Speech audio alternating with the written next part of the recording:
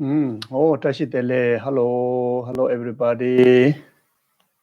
I hope everyone is doing good. Welcome back to the session.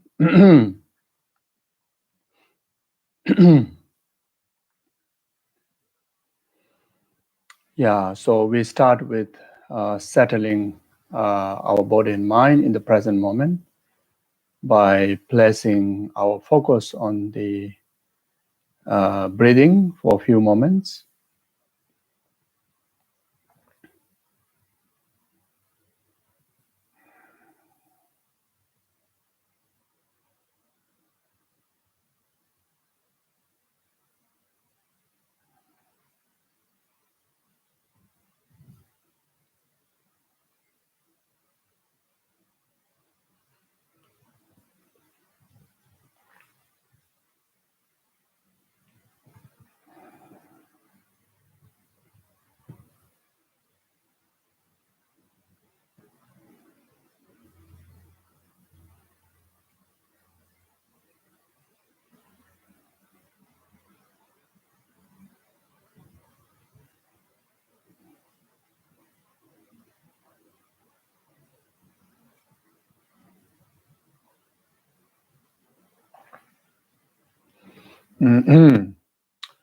Yeah, so now take a few moments to refresh our refuge practice in Guru Buddha Dhamma Sangha.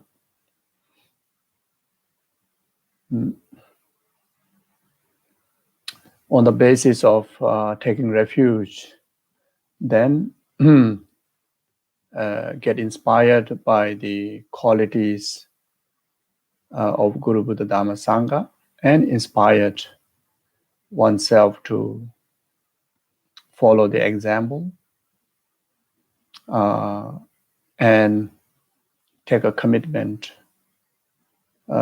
to dedicate the rest of our life, in particularly this very session, for the benefit of numberless sentient beings, temporary happiness up to the ultimate happiness with enlightenment.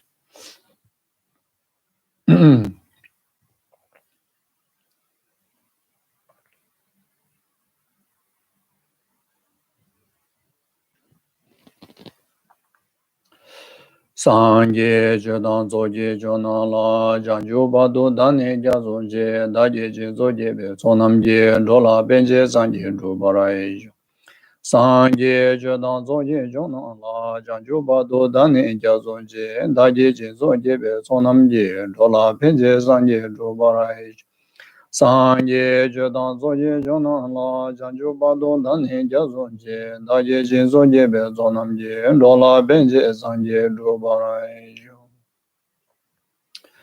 Kange doje ne zo ne dawa damje bambe je dambe je ne denje bango dam denla jan ze lo donye nye je son do jo ben la ma ze je se je kanje dende chana be mo denje nya zo la so wa le zo da yue jin je lo semje damje dewa dan dewe ju dan dembra ju je semje damje dunga dan dunga je ju dan dawra ju je semje damje dunga me be dewa dan mi dawa ju Semje damje nire jadani dandawe danyola nebra juroje semje damje dewa dan dewe judan dembra juje semje damje dunga dan dunga je judan dawra juje semje damje dunga mebe dewa dami dawa juje semje damje nire jadani dandawe danyola nebra juroje semje damje dewa dan dewe judan dembra juje semje damje dunga dan dunga je judan dawra juje Semje damje dunga mebe dewa nami dawa jeje semje damje nire jana nidan dawe danyola ne bara juro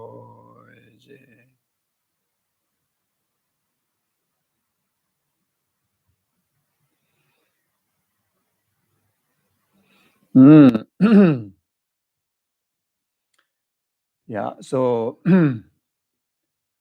we are studying Lojong teaching from the text of the great collection of Lojong. And at this stage, we are still studying Will of Sharp Weapon.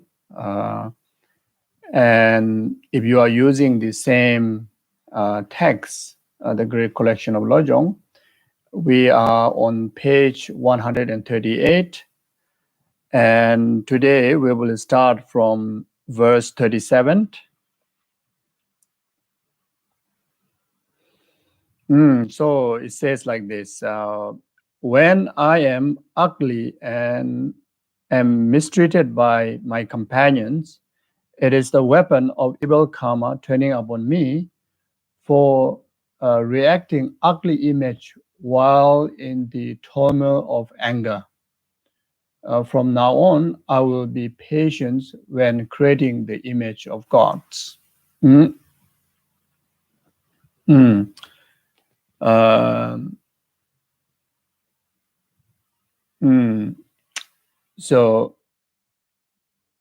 the karma. So it is about karma. Karma has, grows to very subtle, and those subtle karmas are, no way we ordinary people can able to detect what exactly they are and how it is related to the result that we experience. What we do understand, the karmic causality is very shallow and very surface level. Only the omniscient one, only Buddha, have the capability to understand the entire aspect of the karma. You see, so in our ordinary mind, when we read this verse 37, it is difficult to digest, isn't it? Like when I am ugly, when I am ugly and mistreated by my companion, you see, if one born, even in the conventional labeling, even though it is merely labeled by mind, ugly, pretty, good, bad, everything is merely labeled by mind. But still, in comparison, in the conventional labeling, the ugliness is unpleasant thing. You see, it cause unpleasant to one's own apprehension, and it also cause unpleasant to others to apprehend it.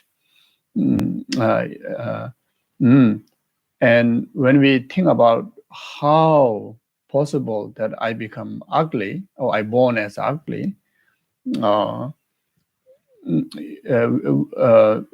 are cases that even we blame our gene, we blame our parents, our ancestors, because of my parents are conventionally in the category of comparing to something as ugly. Therefore, I carry that gene. Therefore, I born like that.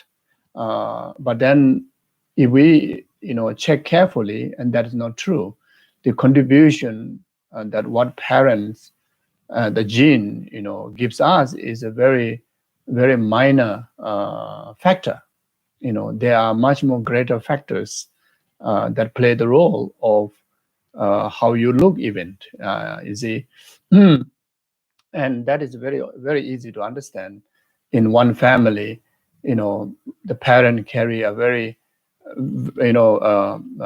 conventionally in the category of short parent, but then children can be born very tall, and parents carry intellectual capabilities very low, but then children can be extremely intelligent, like that. You see, so these are is so easy to understand that the gene etc., play a very small role. And the major role that play is the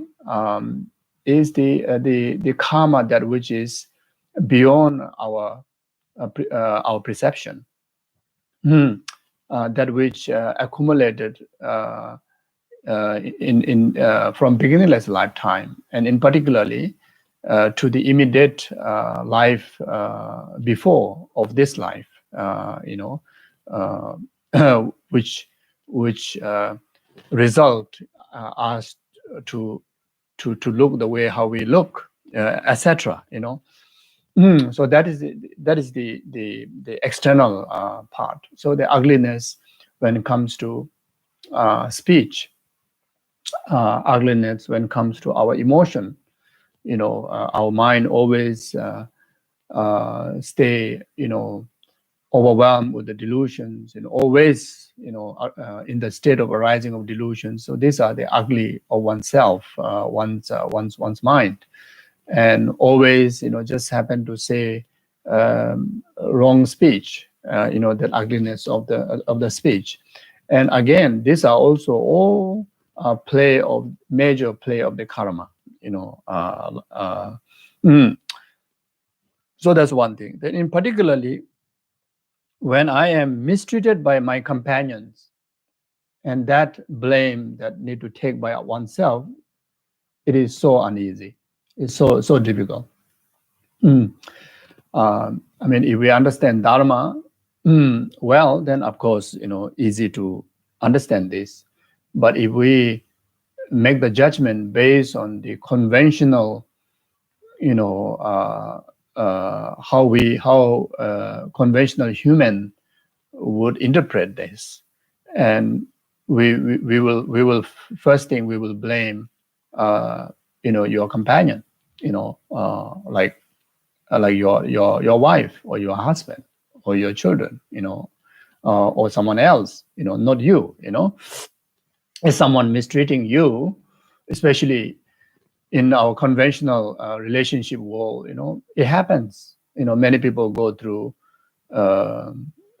abuse. The companion, husband abuse wife, wife abuse husband. Parent abuse children, children abuse parents. Society abuse you. Etc., etc., etc. In the spiritual understanding, in the actual karmic understanding, then the main player is your own action, which are called your own karma. You see, the others' actions are, in fact, it's just simply reaction of your action. Nothing more than that. Reactions of your karma, your action, and that action of yours not necessarily is actions of the present one.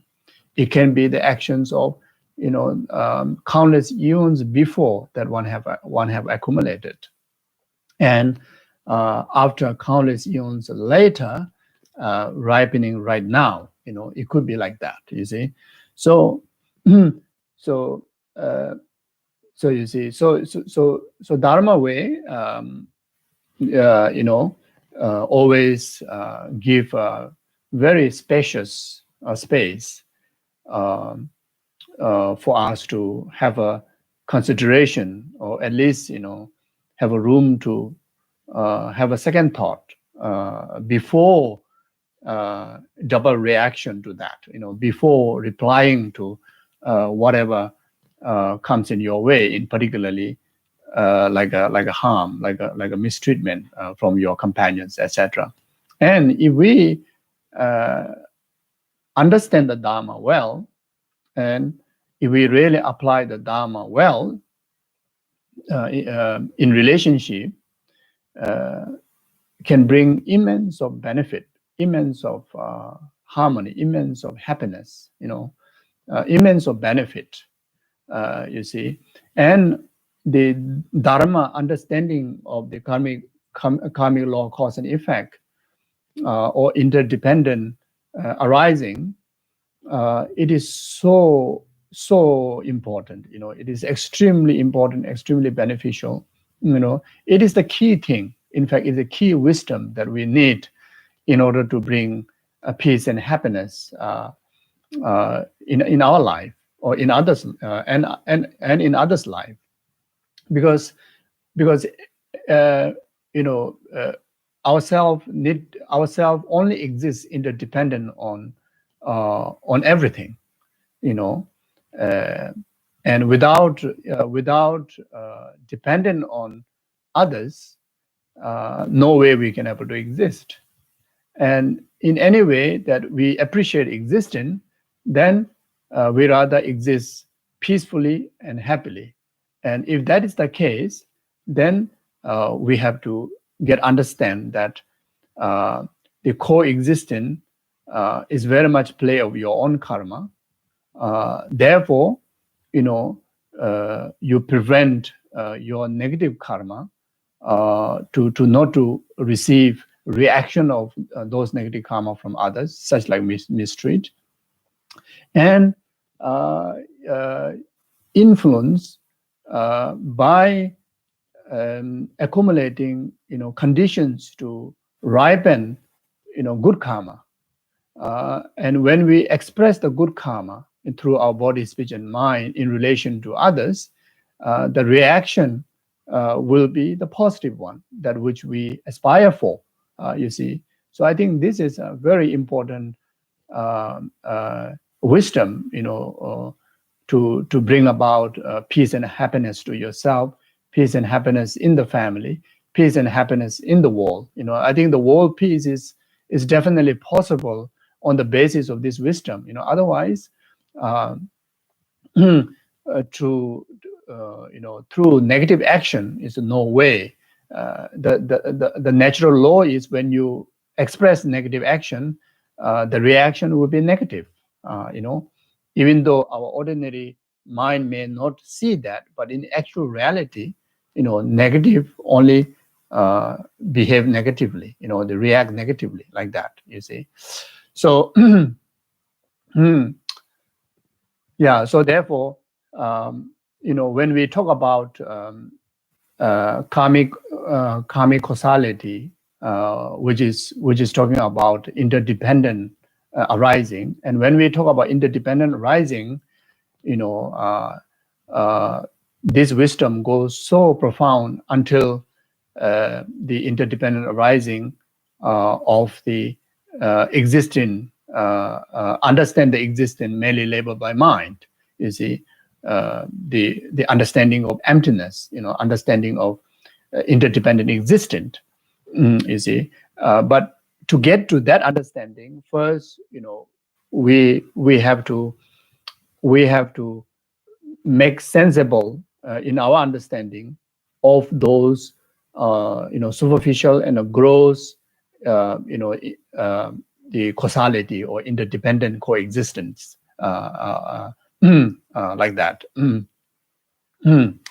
So yes, then of course, when we study the full aspect of the Dharma, you see, samsara is the by cause of the ignorant grasping, and the liberation is the result of ceasing, eliminating the ignorant grasping, isn't it?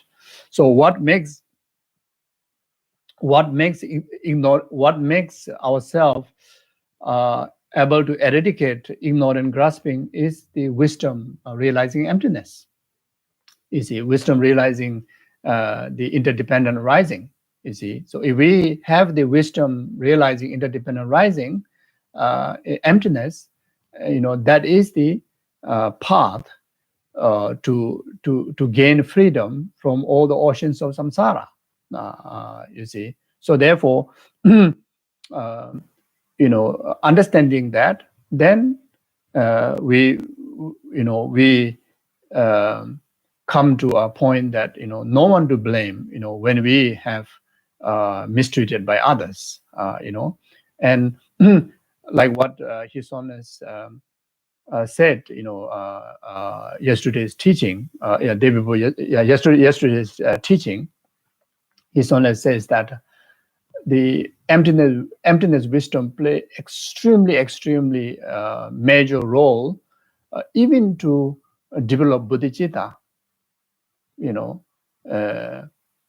His Holiness emphasized that the emptiness wisdom, interdependent arising, wisdom of interdependent arising, or wisdom of emptiness, he says that is the key factor to make possibility of actualizing genuine sense of altruism, then that which lead to absolute, the state of full enlightenment. You see, so from here we can understand, we can relate this teaching that through understanding interdependent arising of the causality, then when someone mistreat you, then instead of generating negative reaction or generating negatively towards the harm giver, rather you generate compassion.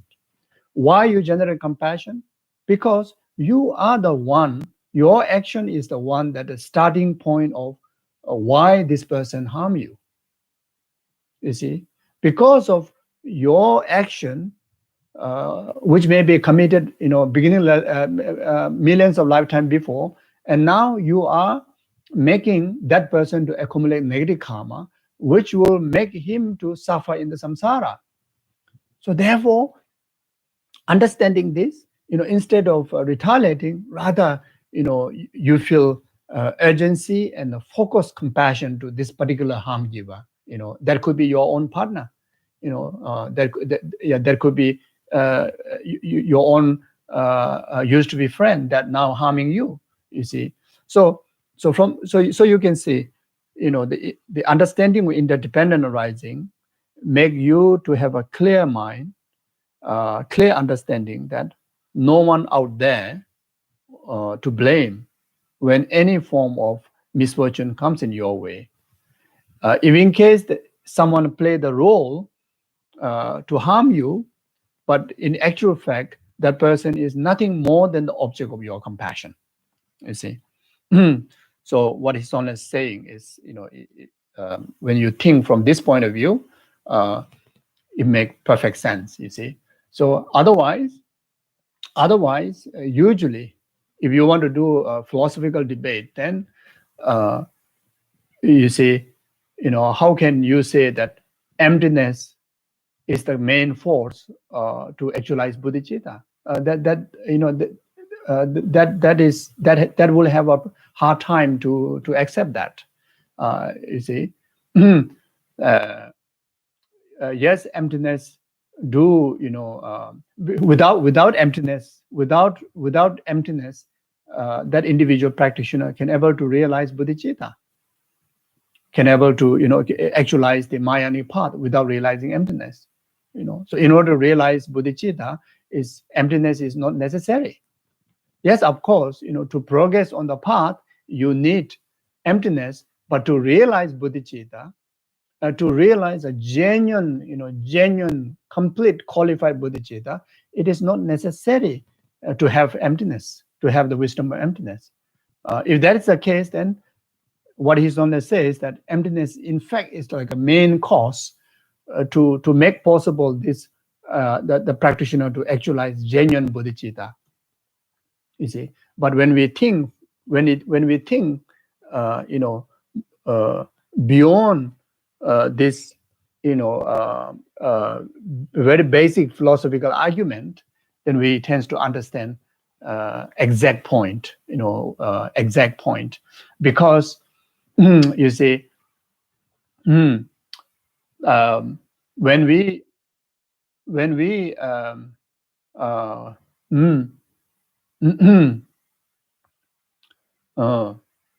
in order to realize the ultimate truth, we need to realize the conventional truth. You see, in order to realize ultimate truth, we need to realize we need to realize the conventional truth. Since that is the point, then when we realize conventional truth, we realize the conventional reality.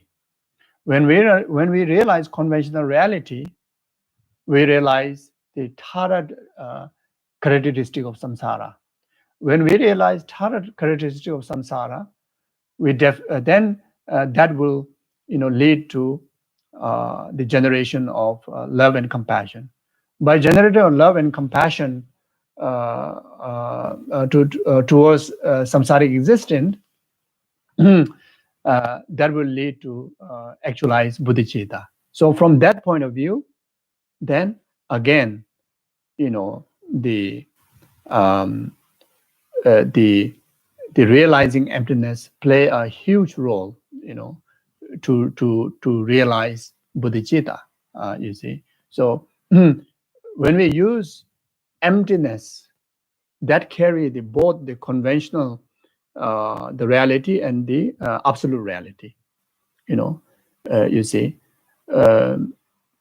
so since that is the case, then the result of bodhicitta is very much comes due to the understanding of the conventional reality. Yeah. Yeah. So otherwise, you see, from this point of view, then we can easily accept when I am ugly and am mistreated by my companion, it is the weapon of evil karma turning upon me for reacting ugly image while in the turmoil of anger. So there's a specific karma. It says here, reacting ugly images while in the turmoil of anger. Mm. Mm. Mm.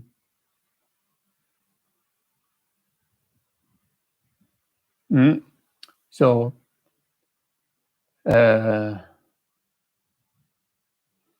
one can, so getting angry, you see, as I mentioned before, the karma commit through our body, speech, and mind. So, the mind of anger, play a role of creating a karma for us to born ugly. Then for us to get mistreated by our companions, you see, like that. Then through negative emotion like anger, then with the unhappy mind, you see, either you with the force, but your heart not happy, with the force, then you had to react. I would say you had to build like holy objects. Not just Buddhist holy objects. Any object that you build with anger, with unhappiness, also create a karma. You see, and of course, with the anger, with unhappiness, if you destroy holy object, or if you become an obstacle to the actualization of the like a holy object projects, then that also create such karma, to bring ugliness and mistreat by others, in particularly the close ones, like that. You see, then you criticize. You criticize with unpleasant mind, like especially anger mind. You against and criticize the erection of holy objects, or you define, the holy object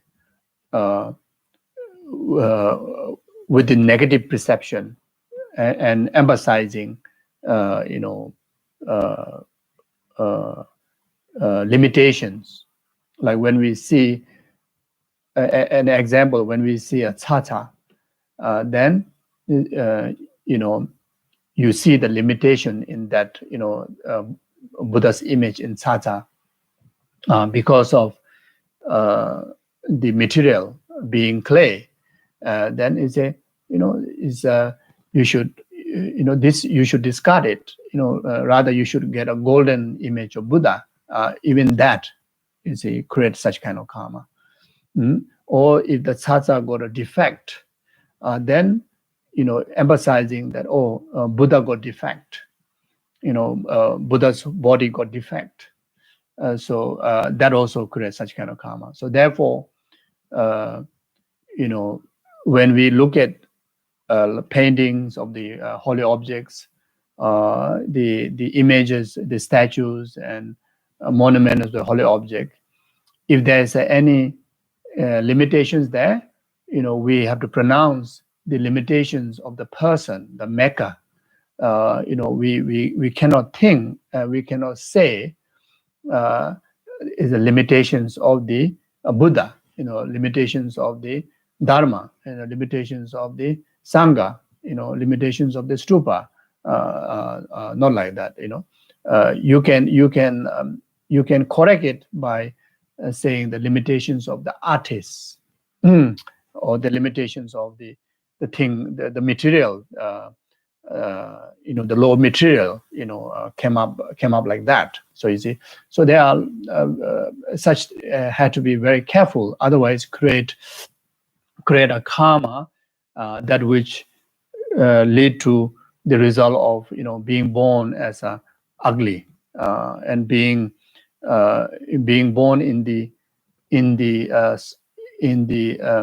environment of your close one, like companions treat you badly, like that. You see, an example.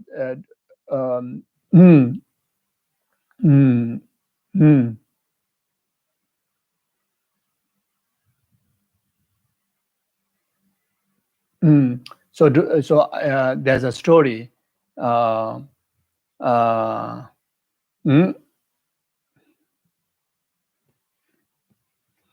There's a monk that build give a task to build a stupa after the Buddha Kashyapa have passed away, as a memorial stupa. So the monk was given a task to build it, and along the way he get so much upset. He complained about the building of the memorial stupa. He get angry. He complained. So then, but then when the stupa was complete,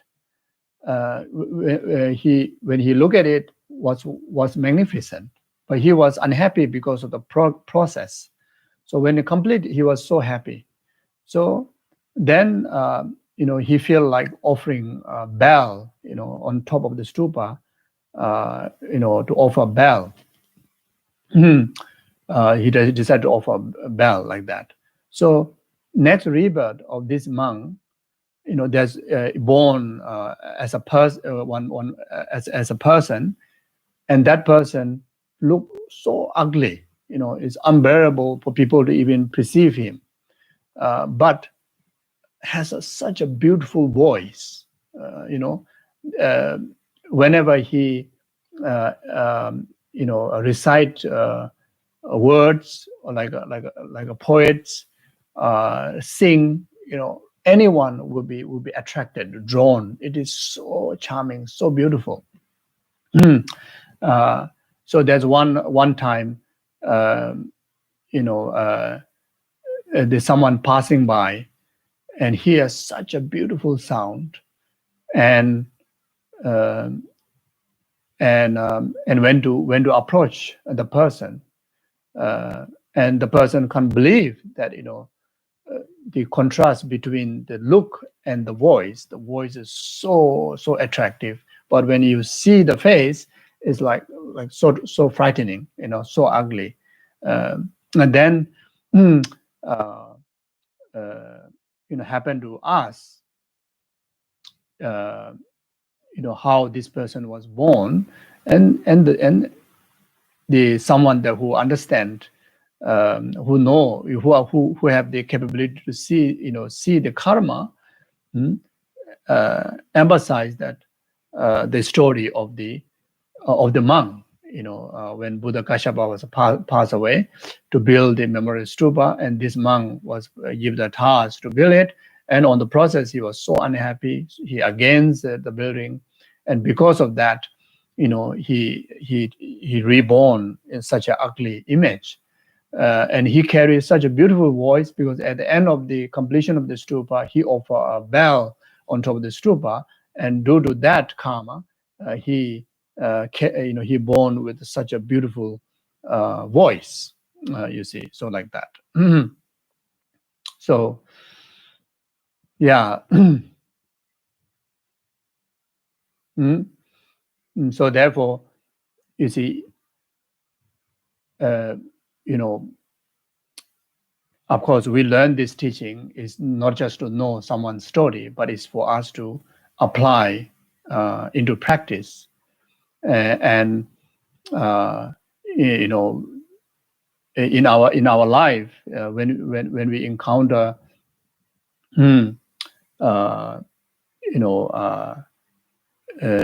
such events, like when we hear and see the erecting of holy objects, there are like projects of holy objects. If we cannot support,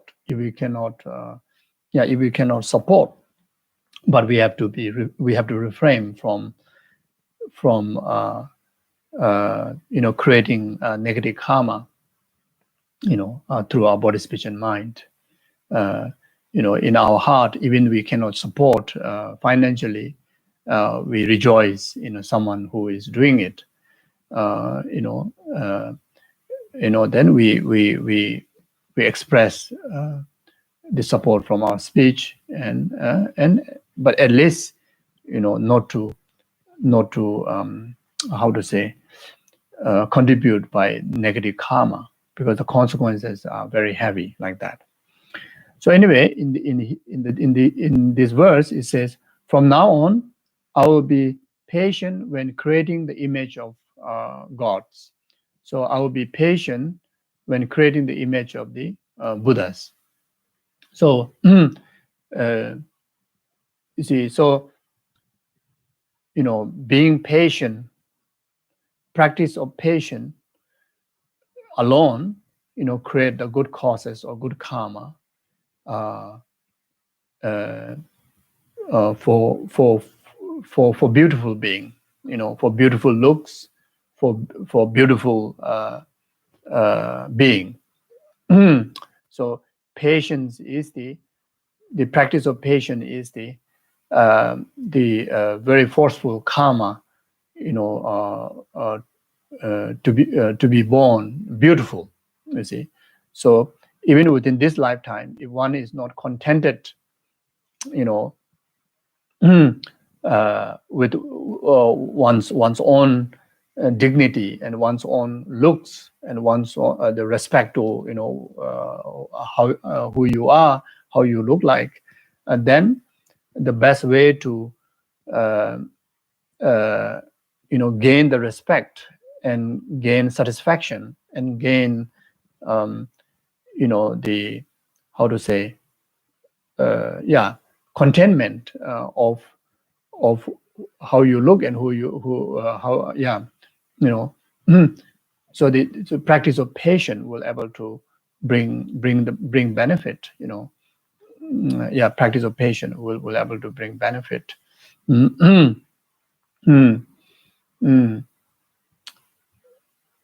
Then when we study Dharma, when we practicing Dharma, then if we have opportunity to create holy objects, work for the volunteer or assign work to build holy objects, then we have to keep in mind to be patient, cultivate patience, and that way such negative karmas that, as mentioned before, if we have committed in the past, help to purify. It will act as an antidote, and also will create abundance of causes, meritorious causes for future lifetimes to be born, a beautiful person, beautiful look, and in a beautiful environment like that. So the conclusion is, anger makes you ugly. Anger makes you mistreated by others.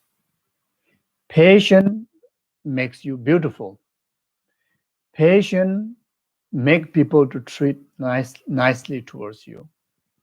Even how bad the companion that you may have, but yourself practice patience, then eventually he or she tends to change for you. You see, so like that. So if we want to get treated nicely by others, then anger, impatience is not the way. That's very clear, isn't it? Impatience, anger will bring to a wrong decision, wrong conclusion, hurtful conclusion. Especially in a husband and wife relationship, children and parent relationship, relationship with the parents, friends, etc. You see, the patience, is one of the richest quality that we can carry to solve any problem. You see, patience. So none of the situation, whether in our ordinary world or whether in the spiritual world, cannot be solved by harsh word, cannot be solved by impatience, cannot be solved by intolerant. The way to solve how heavy the problem there may be, both in our both in our ordinary life as well as in our spiritual life, is through cultivation of patient, tolerant, respect, like that.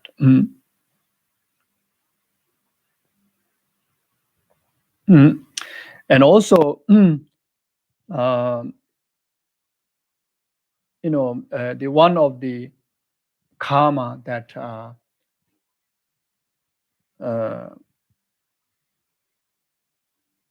that we have many enemies. Even though how much we do good for others, how much we try to be nice to others, but then always you encounter misunderstandings, mistreatment, and enemies.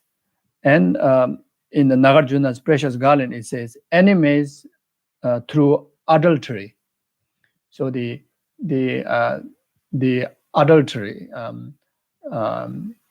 in the thought, in the speech, and action, and of course, thought, speech, and action all together, even worse. So enemies through adultery, and also ugliness. One of the type of karma that bring ugliness. Nagarjuna's Precious Garland says, through jealousy, little beauty. So jealousy, the jealousy mind create a karma to make you ugly, to look ugly, to be ugly person. You see, so so you see, so the cure is rejoicement. So if we want to recover from being ugly person or want to be beautiful, then practice rejoicement. So you see, so ugly or beautiful, as mentioned before, it is not inherent quality. It is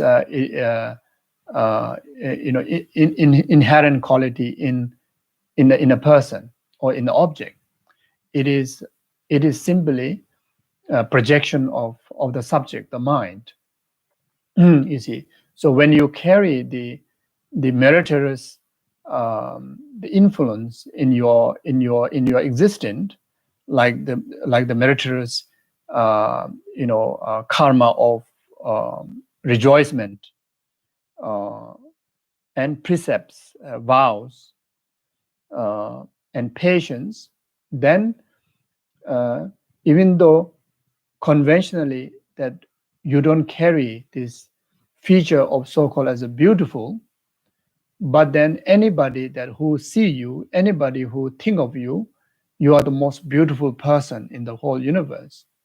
And whenever people see you, they feel you are so beautiful, so charming, so beautiful like that.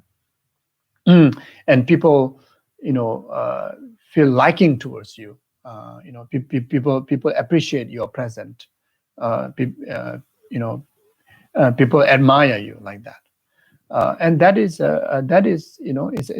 is a factual experience that we can understand in our societies.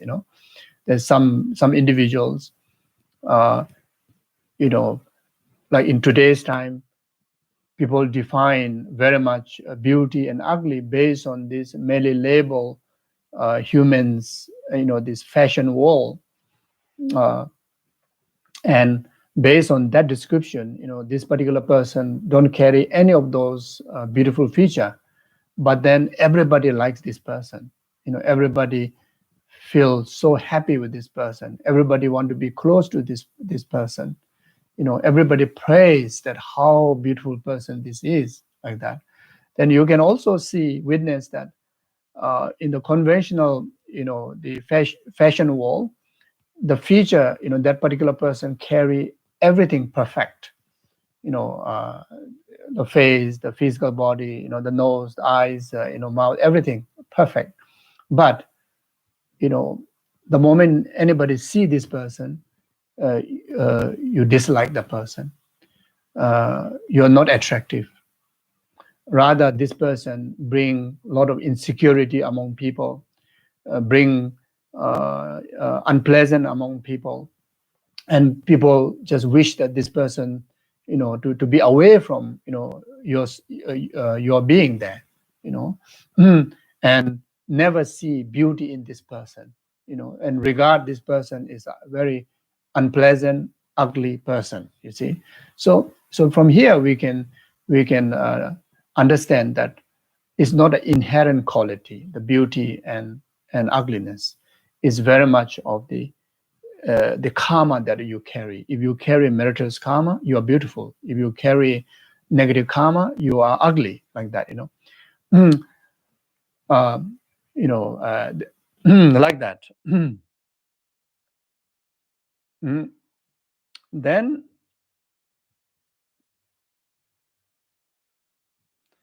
also the Nagarjuna's precious garland says, a bad color comes through anger. You see, bad image, comes through anger. The anger is the one that caused that. You see, so now very clear. Immoral, adultery, jealousy, anger are the main negative action that will bring ugliness, and that will bring enemies, mistreatment to oneself. So so if we feel that we have such kind of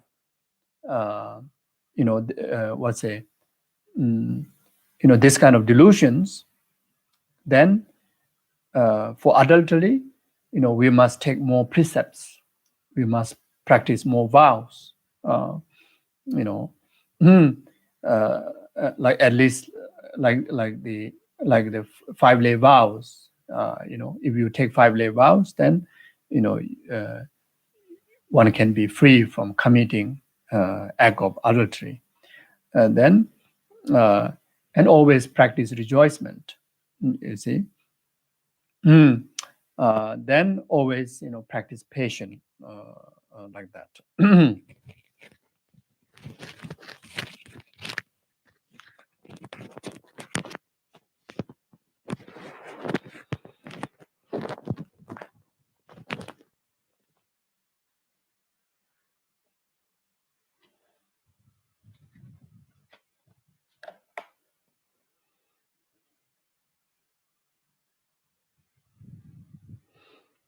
Verse 38. When attachment and anger erupt, no matter what I do, is the weapon of evil karma turning upon me, for allowing my untamed evil mind to become rigid. From now on, I will root out this obstinate heart.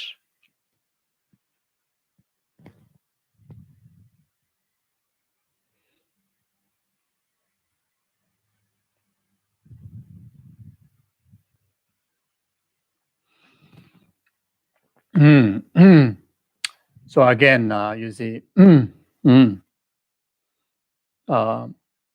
it is so true to many of us.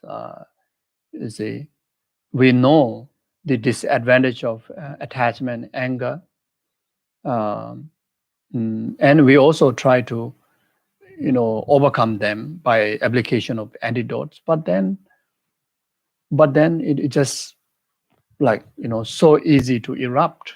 These delusions. In many ways that even without the environmental circumstances to arise attachment, but then just arise attachment, grasping, without any kind of environment to trigger your anger, but then just get upset, get angry. You see, even we avoid all those, the environment of attachment and anger. Even we happen to live in the cave or in the retreat hut, but then sometime the eruption of these delusions happens, and you see, sometimes even when we are sitting among so many great beings, many sanghas, many practitioners, but then some individual just throughout the session get angry, and throughout the session also arise attachment, grasping, etc. Even on the events of dharma, these delusions can hijack you and perform negative actions through attachment, through anger, etc. So so this is very familiar to many of us in our day-to-day life. Sometimes without no reason you get upset, means anger, and sometimes no reason that you have desires, grasping, you see, and these are the attachment, and these are very, very, very harmful, very negative. You see, any thought arises, the infused by attachment and anger become negative karma, like what Nagarjuna says in the Precious Garland. You see, so even for one moment arising of anger attachment, it is so toxic, it is so harmful for ourselves, and it is so toxic and harmful for the environment. You see, so anyway, if such thing happens, then we, one of the way can be so helpful is for us to understand the root cause of it, the pinpoint the root cause, so that we can able to find way to eradicate completely. And without pinpointing the root cause, then just try to apply, some like antidote that pacify in immediate level. It won't be that helpful, like a Panadol. If we have some kind of a chronic sickness, because it's so painful, and without pinpointing the real sickness, just taking Panadol to subside, numb the pain, it won't solve the problem, isn't it? Similar way, you see. So the pinpointing is to understand the karma. So the karma is that allowing my untamed evil mind to become rigid. So the main karma for that is that whenever negative emotion arises, we never put effort to suppress it. We never put effort to eradicate it. We kind of let it. We cannot take for granted about it is arising. It is arising in our mind stream. Until it becomes very rigid.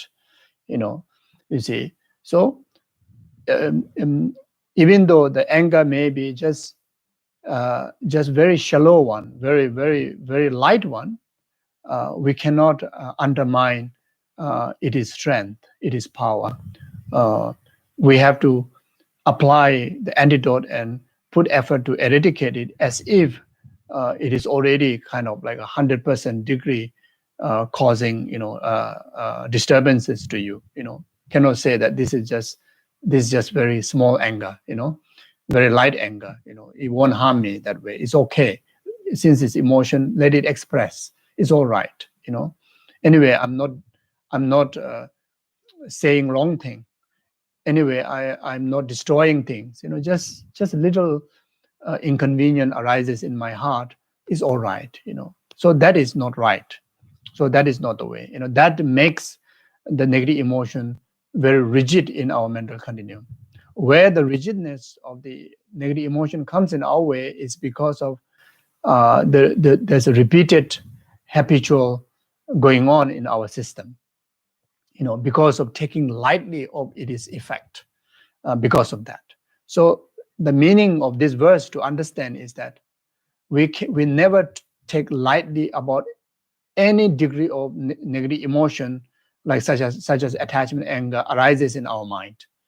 Even how little it is, we shouldn't allow it to arise. Even how light anger, attachment that comes in our way, we have to immediately apply antidote and purify it. Eliminate it from the root. That particular anger, that particular the environment or the causes and condition that trigger that anger, that we have to be completely eliminated them, stay away from them. So that's why Geshe Langri Thambas in the 8 verses, when you see, so always watch your mind. When the moment the delusion arises, then immediately understanding that this will cause harm to me and harm to others, and avert it right there. Avert it right there. So that is the meaning of this verse.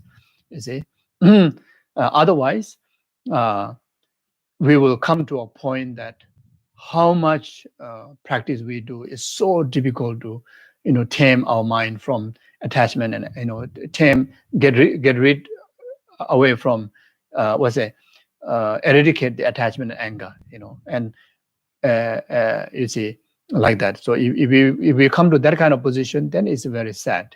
That we can see, there's some individuals like always get angry, so upset, so sad, isn't it? And there are people that also who overwhelmed with attachment and grasping all the time. There's a limitless kind of dissatisfaction, attachment, grasping like that, and cause a lot of harm to yourself, harm to your family and in the society, like that. You see, become uncontrolled over attachment. In human society, in many cases worse than the animal, definitely worse than the animal. That through attachment, grasping, that cause harm to oneself and cause harm to others. There's so many cases. And through anger, overwhelming anger, cause so much harm to yourself, so much harm to others, so much harm to the world and society, like that. You see, and if we don't avert the anger and attachment immediately when it arises, we ourselves may be the one that in the category of someone that who destroy the world, who destroy the society, like that. You see, so from the spiritual point of view, from the worldly point of view, it's so harmful, and especially from the spiritual point of view, then without eliminating anger and attachment, no way we can progress, towards liberation. In order to actualize liberation, we have to get rid of from this emotion of attachment and anger. Otherwise, no question about full enlightenment, even liberation also cannot be achieved. You see, like that. So in our day-to-day life, with the mind of attachment and anger, no peace at all. No happiness at all in samsara. You see, like Shantideva says that with this emotion of attachment, anger, all the pleasantness that we experience in our ordinary life won't be possible. You see.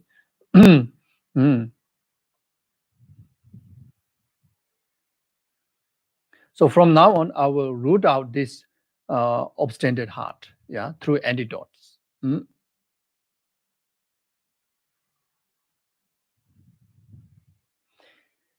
There's also advice.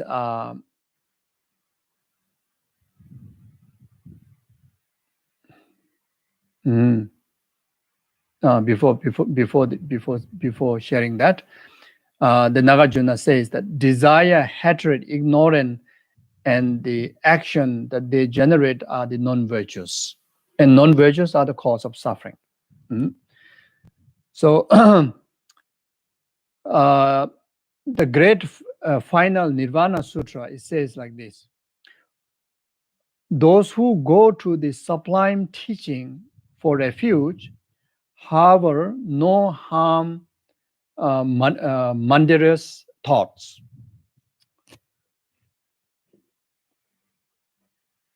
So just now we talked so much about, the importance of the eradication of, negative emotion like attachment, anger. And one of the way is that take refuge in the Dharma, like what the Nirvana Sutra says. Those who go to the sublime teaching for refuge harbor no harm, murderous thoughts. So when we take serious refuge in a Buddha Dharma, then no way our heart will be overwhelmed with the negative emotion like anger, attachment, etc. So in another word, what it means is that our thoughts are always to be occupied with the Dharma teaching, such as the cultivation of patience. All the time our heart influenced by the practice of patience, practice of rejoicement, practice of patience. You see, so that way, then there's no room in our heart to arise harmful thoughts like attachment and anger. So this is very, very powerful. We learn so much about how harmful it is, and we also learn like what Geshe says: avert it the moment it arises by understanding it is harmful to you and harmful to others. Yes, we understand that, but how to make sure that understanding take into action, before arising those emotions and during arising those emotions, how to go about it, how to protect ourselves. You see, that is important, and that is very clearly the Nirvana Sutra says: take refuge in the sublime Dharma. You see, sublime teaching. So when we say take refuge, means complete reliance on the Dharma, means complete be habitual in the Dharma. Our heart be oneness with the Dharma. You see, so if our heart is all the time occupied with the Buddha's teaching, like such as cultivation of patience, etc., or such as the teaching of seeing disadvantage and fall of attachment, anger, and the delusions, and seeing the advantage of patience, etc., then there's no room for our heart to, arise any form of those negative thoughts. You see, so it is a great practice. It is an urgent practice, because we do have this trouble. You see, so it is something that we have to train to be mindful of these practices all the time, mindful of Dharma all the time. So therefore, at the initial level, we may need to discipline ourselves to take some sessions to train our mind, like in meditation in patience. So we train ourselves to meditate again and again, few rounds. Then our mind becomes familiar with that. So our mind is already habituated with the practice of patience.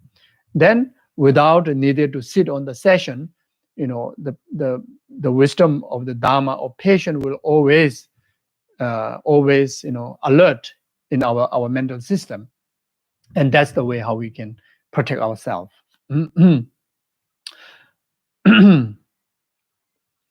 Verse 39. When all my meditative practice fail in their aims, it is a weapon of evil karma turning upon me for allowing pernicious view to enter my heart. From now on, whatever I do will be solely for others' sake.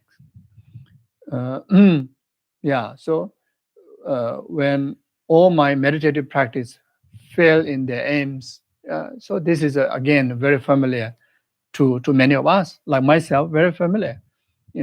Try to meditate, but no result. Try to gain some realizations on the path, no result. How many times you try, still empty. So if there are anybody like me, that how much we practice, we still stay, never improve, still very, very concrete in mundane way, then we are experiencing the karmic impact of allowing the wrong view of self-centered egoistic view. So the pernicious view, referring to the self-centered egoistic, self-centered egoistic views, or in other words, allowing ourselves to stay influenced by the self-cherishing attitude. We follow the self-cherishing attitude's way. We listen to the self-cherishing attitude's demand. We serve the self-cherishing attitude. So meaning how we serve the self-cherishing attitude. Whenever attachment arises, we fulfill the attachment's demand. So that is, we are serving self-cherishing's demand. Whenever we get angry,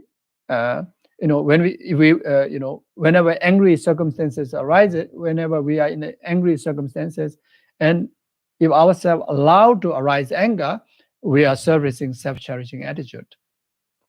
You see, we are in the circumstances of jealousy, and let ourselves, instead of rejoicing, let ourselves generate mind of jealousy, we are servicing self-cherishing view, self-cherishing attitude. So this is what it means. You see, what it means by allowing pernicious view to enter my heart. So this is the way. So now, to overcome that, from now on, whatever I do will be solely for others' sake. So from now on, every single thinking that I think, every single speech that I speak, every single physical action that I engage, everything to be done for the sake of others' well-being. So that means always, infuse our actions of body, spirit, and mind by bodhicitta motivation. So crucial. You see, so everything conduct, under the influence of bodhicitta intention, compassionate intention, and then the deeds are for the sake of others' well-being. So, so that way we can able to overcome the self-cherishing attitude, the overcome the wrong view of self-centered egoic mind.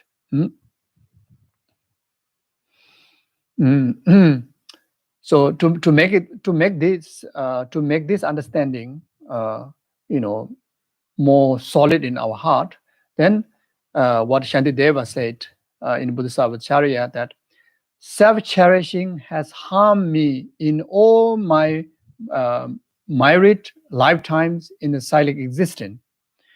You, O mind, though you spend countless eons wanting to accomplish your own welfare through such a great hardship, you have accomplished only suffering. So educating our mind like that, what we have achieved by servicing self-cherishing egoic demand, what we have achieved by servicing attachment, by servicing anger, by servicing jealousy, what we have achieved by servicing our worldly way of thinking, our mundane way of thinking, what we have achieved by fulfilling the mundane concern. We have achieved nothing except only suffering. You see, what we have achieved? We achieved samsara. And that's the biggest proof. Our existence itself is the biggest proof. Our existence in samsara, carrying this aggregate with the condemnation of karma and delusion, totally out of your own control, about your health, about your life. You see, we are out of control. As long as we have taken this condemnated rebirth, even we do not wish to get sick, we get sick. Even we do not wish to die, we eventually will die. You see, all this is because of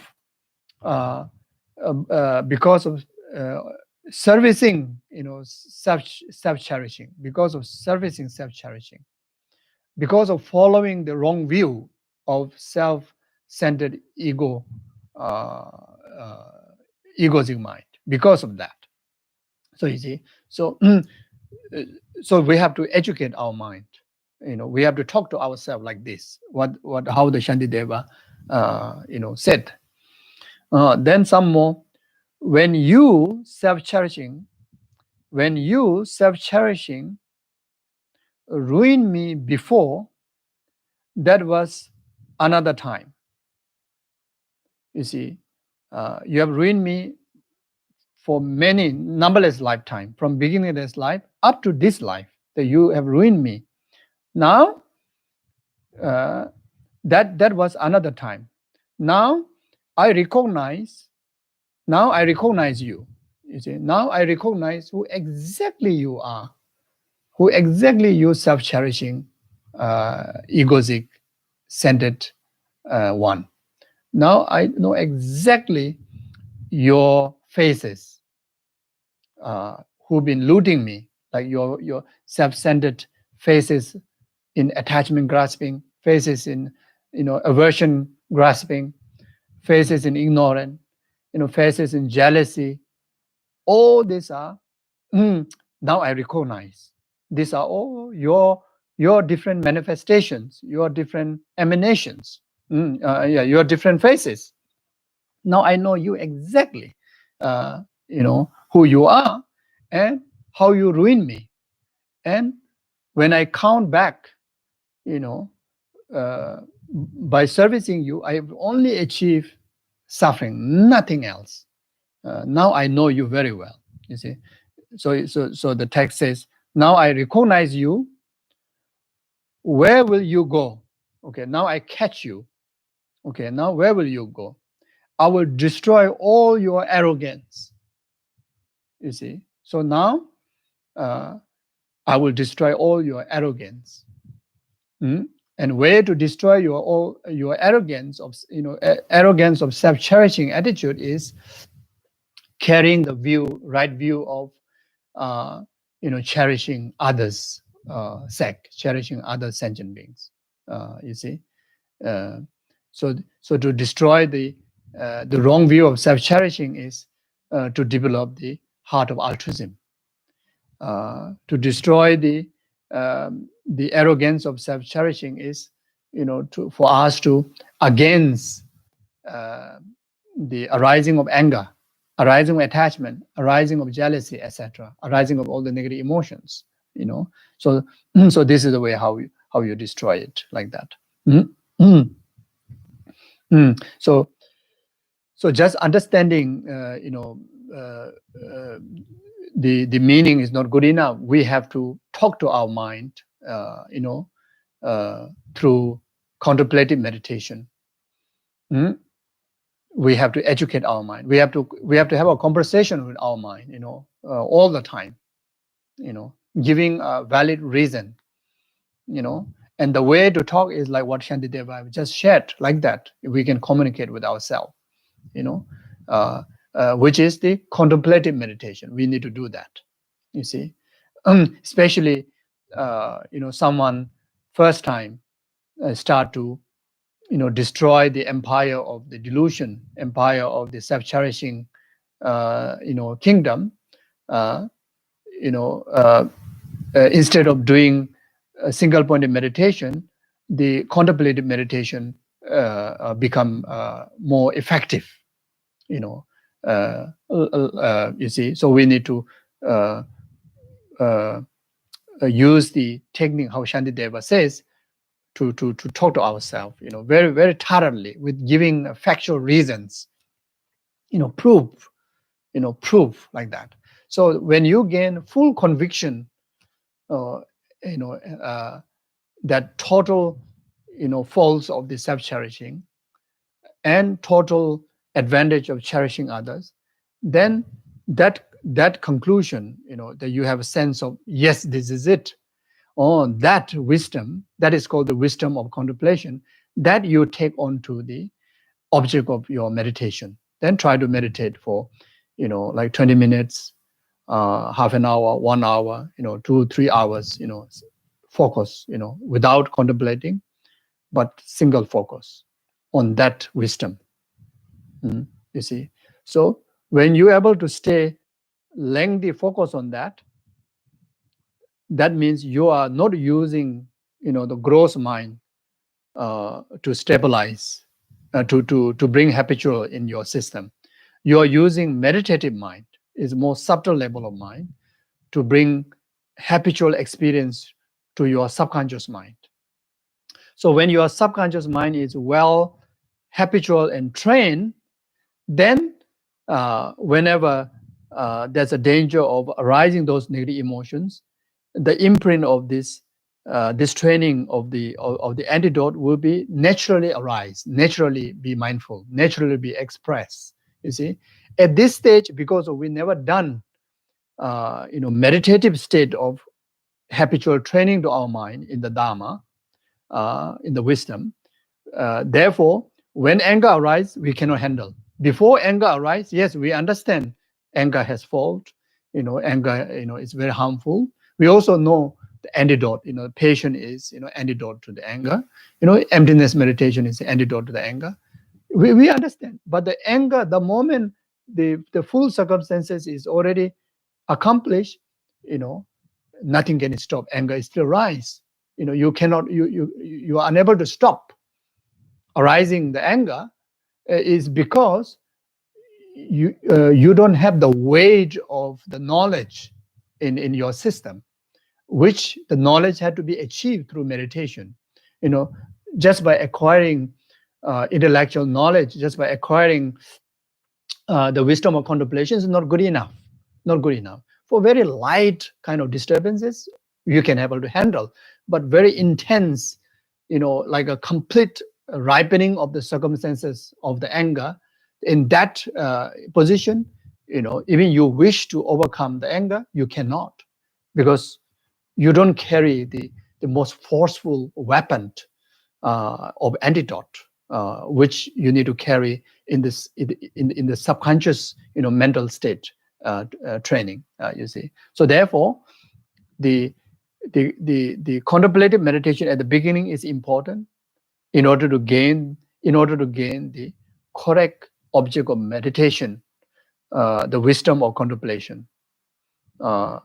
Through like how the Shantideva have had a conversation here.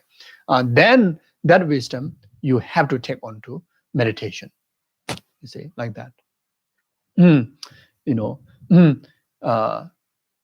Someone like myself who is so deeply habitual in negative emotion, 1 day meditation, 2 day meditation, 1 month meditation, 1 year meditation may not enough, may not be helpful. May need to meditate daily, consistently, all the time. It may even take years for us to get to that kind of point, that kind of capability. You see, so just trying 1 time, 2 time meditation, then still you cannot control your anger and attachment. Then you cannot blame to the Dharma, saying that Dharma doesn't work. Our homework is not enough. Dharma definitely works, but we need to do a thorough homework, complete homework to get the complete mark. You see, so complete homework. Like that. So I give an example. If there are people like me, then few rounds of meditation is not good enough. We have to do consistent and for a long time, and worth it. Worth it. Even it takes many years. Worth it, worth it to get to the point that, nothing makes you angry. How wonderful is that? Get to the point that nothing, trigger, desire attachment. You see? So that means you achieve total peace. Total peace. Wherever you go, you stay alone, you are with the community, you are in a difficult place, you are in a pure land. Wherever you go, you are completely protected. You are completely in peace. You see? So it's so crucial, this practice. You see? If we are unable to control this negative emotion, even if we stay in the retreat, also no peace. Even if we stay alone, also no peace. Even if we are in a Dharma circle, also no peace. Even if we are in front of the Guru, also no peace. Even if we sit in front of Buddha, also no peace. Even if we live in the house that completely filled with the holy object, and completely filled with the sound of Dharma, but stay angry, stay unhappy, no point. You see, no peace. Then of course, if we are in a difficult place, in a difficult circumstances, in so many difficult people, among difficult people, they surely will get angry and upset. I remember there's one Dharma student was working in the Dharma center and was studying Dharma also, and that time, she was volunteering. She says, I learned so much, I meditate so much, I attend so many retreats, so good, like that. So then when the pandemic started, she had a hard time, she didn't get a chance to work in the center, and she had to live with her family. She cannot afford to live in her apartment. She had to live with the family, with the parent. She had to live with her parent. And the way she shared with me is like small house, small house, and plenty of lockdown, and she just cannot handle herself, completely freak out with anger, frustrations, impatience, suffocation, until the parent even say, come for a meal, also get angry, even just to hear that. Can you imagine if the parent says some negative? Now it's asking you to come for a meal, also so irritating, So come to a position that everything is irritating, then there's so much, completely, your mind is like completely out scattered, I want big space, I want to travel, I like so much grasping attachment, I want to eat there, I want to eat there, I want to go there, I want to meet these people, there's so much attachment, grasping, and total loss of containment in what you have. And rather, whatever you have, even the house, the room become like a cage, suffocation. Even the people, your parent become like a like condition to irritate you, full of anger, full of desire, and full of anger. Totally, whatever retreat you have done, whatever you claim when you were in the center, like completely fail. You see how? Because never meditated, never meditated, the 2 steps of meditation. There's no contemplational meditation done. No single-pointed meditation is done. So your actual, the force of mind is not trained yet. There's a lot of information that your gross mind have learned, and you have full of knowledge, but never went down from here. You see, because of that. You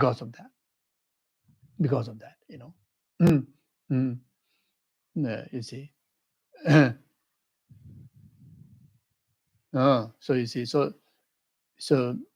so whatever we learn Dharma, if we don't meditate, the 2 level, cannot directly go to do the single pointed meditation. It doesn't help also. You need the object to be meditated, and that object is nothing other than the wisdom that you gain from contemplation. And of course, for that you need to learn the teaching, correct teaching, then contemplate, like what Shantideva teach just now. You are literally discussing with you. You're literally, talking to yourself with the factual reasoning and logic. Until that you are fully satisfied. Yes, it is. The wisdom has the right. Then all the delusion has the fall. Then once you have that, then that you have to carry. Habitual habitual contemplative, habitual single-pointed, established meditation. And again, as I mentioned before, just few rounds is not good enough. We have to do so many rounds, you see, like that. So I'm just sharing this. We may fall into the same kind of failure. Then that is very sad. There's a one stage. This lady sound that lost faith in Dharma. So for quite some time, haven't contacted me. I said, no, this is not a fall of Dharma. Dharma definitely helps. The thing is, you haven't done homework. You didn't do homework well, because of that, you see. So if you give up Dharma here, then the situation will be worse. Even though at this moment you blame Dharma, you think that you're all right, but no way, you see. So you say, rather you should focus on more meditations. You have a lot of learning. You have learned so many years. Now you try to do more serious, contemplation and single-pointed meditations. You see, so like that. So it is very sad, isn't it? At the end, that we have to go through like that. That's very sad. So we have to be very careful. We have to practice. So Dharma is all for practice. If we don't practice, if we don't practice here, also may think that just counting the day, attending Dharma class is like practice. No, that doesn't call practice. That doesn't necessarily call practice. Or may counting the mantra. I'm practicing. I'm reading the sadhana all the time. I'm practicing. That is not good enough for what means practice. You have to meditate. If you count mantra, that also have to meditate. If you recite sutra, that also have to carry into meditation. If you do puja, whether puja going to help you or not, that also have to take into meditation. Whether you are learning philosophy, that whether philosophy understanding help you or not, have to carry into meditation. Learning Lojong helps you or not, have to carry in meditation. Learning Lamrim helps you or not, have to carry in meditation. Whether the instruction of Guru helps to you or not is depend on whether you do meditation or not. You see, 2 process of meditation. Then won't go wrong. You see, like that. Okay. So thank you very much. So I stop here. So we dedicate this collective merit for the numberless sentient beings to enjoy all the happiness up to the everlasting happiness of full enlightenment. May this collective merit be a complete cause for this pandemic around the world to be seized as soon as possible, actualize the cure, the antidote to everyone as soon as possible, and able to resume normality, able to return to a normal aspect of life, but that life which is completely pure, transformed life. Everyone carrying more compassionate, loving, virtuous attitude, where collectively be the condition to build the world to a better place to live. May this collective merit be a complete cause for all the good people like His Holiness Dalai Lama, Kyabje Lama Supreme Rinpoche, and all the gurus of yours, and all the other people that who are cause of peace and happiness to the world, including yourself and your family members. Always enjoy good health, a long life, prosperity, and fulfill all your aspirations accordingly. May this collective merit be a complete cause for all the world leaders, the leaders of communities, leaders of family, and yourself who lead your life, free from attachment, free from aversion, free from ignorance, free from jealousy, free from all the negative emotions, actualize only wisdom and loving kindness, compassion, so that anyone who under their leadership always enjoy peace and happiness and virtue. May this collective merit be a complete cause for all the virtuous institutions to flourish in the preservation of perfect virtue, the Dharma, in both in practice and learning, like Sarah Devungandan, Tantric colleges, and all the other monasteries in the world, and all the FPMD organizations, all the centers, all the projects, all the study groups, always free from inner outer secret obstacles, actualize all the conducive conditions to be most beneficial for yourself, for the community, and for whole sentient beings, up to the state of full enlightenment.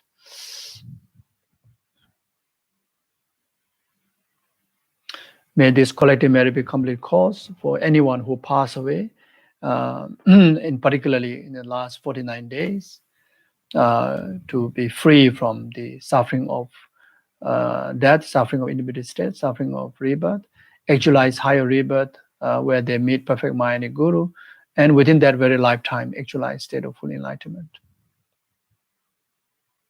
Dedicate to those people that who give name for prayers for me, for our gurus, and to you, to yourself, and also anyone encounter someone is sick, someone is in trouble in relationship, financial trouble, whatever trouble, who need meritorious and prayers support. And here we dedicate this collective merit for them to free from all the obstacles and struggles, and actualize all the meritorious benefits all the way up to full enlightenment.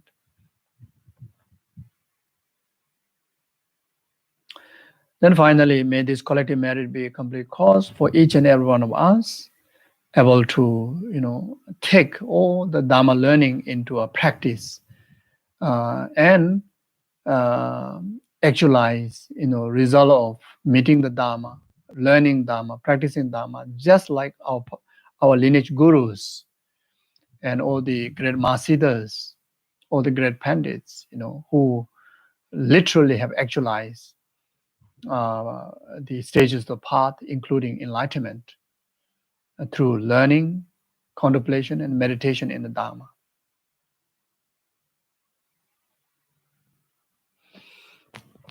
Chanchosam Jorimboche Majepanam Jeju Jawanyama, Mebayang Kone Kondo Pevasho, Tony Tawarimboche, Majepanam Jeju Jawanyama, Mebayang Kone Kondo Pevasho, Remni Tawarimboche, Majepanam Jeju Jawanyama, Kone Gondo Pewajan Bebawaji, the Jimano Gondo, Sambo, and the Jinji, the Dakunji, the Daloji, the Tamjera, the Zonji, Jawa, Tamjang, or Kanachudong about the Taji, Sambo Jeradong, or Carrera, Vekovation, and the Penda de Malichu, and the Cheres, and the Jazo Shabe City about the Tenjuji. Tozo Jaja Jango Jave, the Zinjo Bebecozo, Doba, Chozo, Lemento, Dazo, the Jagondo, Shab, the Show, Kawagundo Yandalama, that I mentioned, Pala Longe, Sadalam, and there was Doje Jangi Gomba, New Dojo Pamas of Jedam Jeden, and then using it, Damjeta do Doma, Janju Sembagana, Sujo, but that Kunji Molam to Euro. Semjene Bajini Banu Donella, Tajuju, and Malabata Dojo, member show, Bedanzo, Migabi, Shino, Pasam Semjera, or Kunze Samba Children, Betashisho. Tambaji Dengazo Jambata Dambani, Vision, someone then the Bologin, Dambaya Damba, Urene, Betashisho, Mondele, Sendeleni, Mekoyan, Delegin, the Tado Dele, Kunjo, some ye, Tashi. Okay, thank you. Take care and take care of each other. Bye bye.